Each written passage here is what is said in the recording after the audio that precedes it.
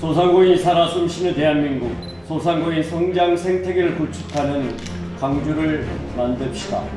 코로나 3년을 지나 고금리, 고환율, 고물가 등 삼중고 속에서 경영 위기를 겪고 있는 지역 소상공인을 위해 정부와 광주시 금융기관은 신속하게 대책을 마련할 것을 주문한다. 윤석열 정부는 올해 경제 성장률 전망치 1%라는 낙제점을 받았음에도 소상공인의 위기 대응을 위한 대책을 내놓지 않고 있다. 추경호 경제부총리는 정부 지출 축소가 경제 성장률을 끌어내리고 있음에도 불구하고 2024년 R&D 예산을 16.6%나 삭감하고 지역화폐 예산은 작년에 이어 또 전액 삭감시켰다.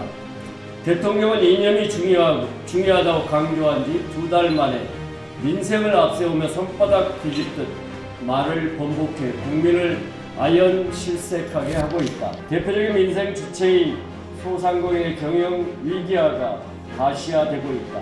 올해 2분기 말 기준 자영업자의 전체 금융기관 대출 잔액은 1,043조 2천억 원이고 3개월 전인 1분기 말보다 9조 5천억 원이 증가했다. 전체 금융기관에서 자영업자 연체율은 2분기 말 1.15%로 2014년 3분기 이후 가장 높은 수치이다. 소상공인의 위기 극복을 위해 정부의 적극적인 대책이 시급하다. 우선 내년도 지역사랑 상품권 예산을 전액 살려야 한다. 윤석열 정부는 2023년에 이어 2024년 지역사랑 상품권 예산도 전액 삭감했다. 작년에는 국회가 3,525억 원을 징액 반영해 올해 총 8조 8천억 원의 소상공인 매출 증진에 기여하고 있다. 일반 국민의 78%와 자영업자의 84%가 모두 지역사랑 상품권의 필요성을 공감하고 정부 지원 유지 또는 확대가 필요하다는 의견임에도 불구하고 정부는 2년째 국민의 의견에 귀를 막고 있는 듯하다. 또한 소상공인 보증여력 확보를 위해 금융회사의 지역신용보증재단에 대한 법정 출연료를 상향시켜야 한다. 현재 보증부 대출 잔액이 0.04%에 불과한 금융회사의 법정 출연료로 인해 지난 10년간 금융기관이 지역신용보증재단으로부터 일으킨 수익은 총 2조 4천억 원에 달한다. 금융회사는 수익을 걷어간 만큼 현행 0.04%인 법정 출연료율을 현행법상 상한인 0.1%까지 올리는 것에 동참할 것을 촉구한다. 소상공인의 신규 보증 여력을 확보해야 경제위기 극복을 뒷받침할 수 있다.